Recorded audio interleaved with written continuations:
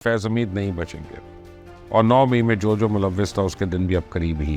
तुमसे ना होगा, माफ़ी मांग लो, वगैरह वगैरह। ये सब कुछ मुल्क दुश्मन कुव्वतें बड़ी होशियारी से हाइब्रिड वॉरफेयर लड़ रही हैं। खान को कैसे पता कि फैज़ उसके खिलाफ गवाही देने वाला है। बिस्मिल्लाहिर्रहमानिर्रहीम। इसमें कोई शक नहीं है कि मुल्क मुआशी सूरत हाल से गुजर रहा है। IMF ने हमारा साथ क्या करना है इस वक्त सबकी तवज्जो उसी तरफ है, लेकिन मेरी नज़र में ये सब कुछ लिंक्ड है हमारी सियासी सूरत हाल से, जिसके बारे में अभी तक कुछ पता ही नहीं चल रहा कि ये ऊँट किस करवट बैठेगा। मुसलसल कौमी असम्बली इजलास जारी है, क्या कानून साजी होनी है अभी तक अभाम है। बस कभी कभी कोई अपोजिशन वाला इल्ज़ाम लगा देता है कि एक्सटेंशन का मामला है पर हुकूमत इंकारी है, जबकि इमरान खान के रोज़ नए नए बदलते बयानात आ रहे हैं। लगता है कि वो पैर पकड़ना चाह रहे हैं लेकिन पैर उनके काबू में नहीं आ रहे। फिर फैज़ हमीद की गिरफ्तारी के बाद army chief general Asim Munir के ज़ेर सदारत पहला कोर कमांडर कॉन्फ्रेंस में फोरम ने इस अज़म का इजहार किया कि पाक फ़ौज एक मुनज़्ज़म इदारा है जिसमें कोई एहतसाब से बालातर नहीं है। पाक फ़ौज गैर मुतज़लज़िल अज़म से एक मजबूत और कड़े एहतसाब के ज़रिए अपनी इक़्तिदार की पासदारी करती है, जिसमें किसी किस्म की जानबदारी और इस्तिस्ना की गुंजाइश नहीं होती है। फ़ौज में मौजूद कड़े एहतसाबी निज़ाम पर अमल दरामद इदारे के इस्तेहकाम के लिए लाजिम है। और army chief general Syed Asim Munir का इस मौके पर यह कहना था कि पाक फ़ौज दहशतगर्दों, इंतशार पसंदों और जराइम पेशा माफिया के खिलाफ ज़रूरी और कानूनी कार्रवाई करने में हुकूमत इंतजामी और कानून नाफिज करने वाले इदारों को जामे ताउन फराहम करती रहेगी। तो अब आप देखें, ये वो वाहिद इदारा है जिसको कड़े एहतसाब की भट्टी से गुजरना पड़ता है और किसी भी किस्म की कोताही या लफ्ज़ में समझौता नहीं होता। फ़ौज किसी भी एतबार से किसी भी ओहदेदार, खा वो हाजिर सर्विस हो या रिटायर्ड हो, गुमान गुजरे कि कोई ऐसा फेल या लिसानी तौर पर सर अंजाम दे रहा है जिसे फ़ौज के वक़ार और इज़्ज़त पे हरफ आता है और फ़ौज की डिसिप्लिन और कवायद की ख़िलाफ़ है, तो उस ओहदेदार का बिला इम्तियाज़ मुआख़ज़ा किया जाता है। उन्हीं वजूहात की बिना पे पाक फ़ौज का एहतराम भी किया जाता है। काश हम ऐसा दीगर इदारों में भी ये कह सकें कि वहाँ पर भी होता है, ख़ास तौर पर अदलिया। बहरहाल एक बार फिर वाज़ेह हो चुका है कि फैज़ हमीद नहीं बचेंगे और 9 मई में जो मुलव्विस था उसके दिन भी अब करीब ही। मगर सोशल मीडिया पे कुछ और ही कहानियाँ सुनाई जा रही हैं कि डर गए, तुमसे ना होगा, माफ़ी मांग लो, वगैरह वगैरह। ये सब कुछ मुल्क दुश्मन कुव्वतें बड़ी होशियारी से हाइब्रिड वॉरफेयर लड़ रही हैं। वो एक मनसूबाबंदी के तहत रवायती मीडिया से लेकर सोशल मीडिया में अपने लिए हमदर्द तलाश करते हैं। ये गिरोह अपने लोगों के ज़रिए सोशल मीडिया प्लेटफॉर्म से पाकिस्तान मुखालिफ प्रोपेगेंडा कराते हैं। मुख्तलिफ समाजी वेबसाइट्स और सोशल मीडिया ग्रुप्स के ज़रिए नाजुक और हसास मामलात को छेड़कर अवाम में बेयकीनी और इंतशार पैदा करने के लिए हर हरबा इस्तेमाल कर रहे हैं। दरअसल हाइब्रिड वॉरफेयर में मुल्क दुश्मन कुव्वतें अवाम को ये यकीन दिलाने की कोशिश करती हैं कि इनके मुल्क की अदालती और सलामती के इंतज़ामी इदारे अपने फ़राइज़ बखूबी सर अंजाम देने में नाकाम हो गए।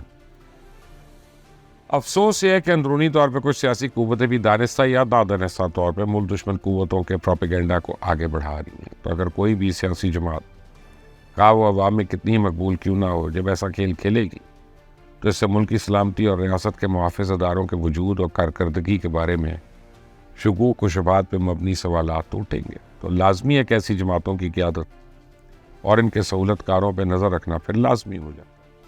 और ये जो इमरान खान की जानिब से मुसलसल मुज़ाकरात का शोर है, तो एक बार नहीं कई बार साफ और वाज़ेह अल्फाज में उसको बता दिया गया कि किसी किस्म के ना मुज़ाकरात होंगे ना 9 मई पे माफ़ी मिलेगी। ये लिख ले, 8 सितंबर का जलसा फिर कैंसिल होने जा रहा है। इस बार तो अली अमीन गंडापुर भी तिरनौल से ज़रा दूर दूर ही दिखाई दे रहे हैं, क्योंकि असला और शराब केस में जैसा मैंने आपको बताया था एक और ब्लॉक में कि इस्लामाबाद पुलिस को वज़ीर आला KPK अली अमीन गंडापुर के नाकाबिल ज़मानत वारंट गिरफ्तारी मौसूल हो गए हैं। फिर इमरान ने इस्लामाबाद हाई कोर्ट में अर्जी डाल दी है कि हुकूमत फैज़ हमीद के कोर्ट मार्शल की ज़मीन में उन्हें भी धर लेने का इरादा रखती है, उसको रोका जाए। अदालत ने एतराज़ लगाया कि धर लेने का इरादा ही है, इधर उधर पकड़ा तो नहीं, अभी इधर धरा या पकड़ा तो नहीं है, तो इसलिए अभी से कैसे रोक दे, वगैरह वगैरह। और तो असल बात अर्ज़ की ये है कि इसके मुताबिक फैज़ हमीद सुल्तानी गवाह ना बन जाए, यानी वादा माफ़। और जब वो सुल्तानी गवाह बनेगा तो मेरा नाम ही लेगा और मुझे ही मुलव्विस करेगा, और जब वो मेरा नाम लेगा, मेरे खिलाफ गवाही देगा, तो पकड़ने वाले मुझे भी पकड़ेंगे। तो अब इस निकते पे मीडिया में शोर बरपा है कि खान को कैसे पता कि फैज़ उसके खिलाफ गवाही देने वाला है।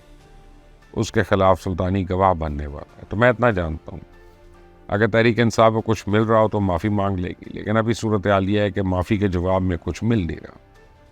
तो ऐसे माफ़ी मांगने का क्या फ़ायदा, वरना इमरान खान अपनी रिहाई के एवज़ माफ़ी मांग सकते, बल्कि बाकी जितने गिरफ्तार हैं उन सब तक की कुर्बानी भी दे सकते हैं, लेकिन रिहाई की बात करने के लिए वो तैयार। इमरान खान की रिहाई ऐसे नुक्ते पे हो सकती है जिसके एवज़ PTI हुकूमत और इस्टेब्लिशमेंट को जो वो मांगे दे सकती है, लेकिन अभी रिहाई का माहौल नहीं है। अभी तो सारी लड़ाई इमरान खान की रिहाई रोकने के लिए हो रही है। पार्लियामेंट की जानिब से जो हालिया अदालती बंदोबस्त किया जा रहा है, ये सब कप्तान को लंबा अंदर रखने के लिए है।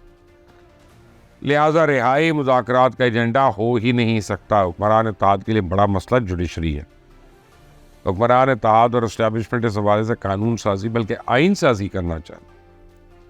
तो इमरान की वाहिद उम्मीद अदलिया है, और इस मामले पर भी तहरीक इंसाफ और हुक्मरान इत्तेहाद के दरमियान मुज़ाकरात या मुफाहमत का कोई एजेंडा हो सकता है। तो तहरीक इंसाफ सिर्फ इस्टेब्लिशमेंट से बातचीत करना चाहती है, लेकिन दूसरी जानिब से मुकम्मल कोल्ड शोल्डर है।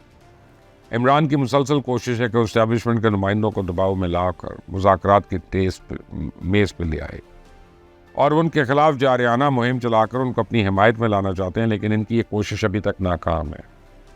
इस वक्त इस्टेब्लिशमेंट उन्हें कुछ देने के मूड में नहीं है। जहाँ तक महमूद खान अचकज़ई का ताल्लुक है तो उससे मुज़ाकरात का कोई मंतक ही नहीं है। उनकी अपनी कोई सियासी हैसियत ही नहीं है, उनके पास पार्लियामेंट में कोई वोट नहीं है, ना कोई सियासी ताकत है। मगर इन सब के बीच पे अख्तर मेंगल, उनका कौमी असम्बली से इस्तीफ़ा वफाकी हुकूमत के लिए एक बहुत बड़ा शौक है। वज़ीर-ए-आज़म शहबाज शरीफ ने चंद दिन पहले अख्तर मेंगल के कोयटा में एपेक्स कमेटी के इजलास में शिरकत में दावत दी थी। अख्तर मेंगल ने वज़ीर-ए-आज़म को यह कह के माज़रत कर ली कि मैं तो स्टेक होल्डर ही नहीं, मेरी पार्टी के पास तो कौमी असम्बली की सिर्फ एक नशिस्त है, ज़्यादा नशिस्त पीपल्स पार्टी और मुस्लिम लीग नून के पास है।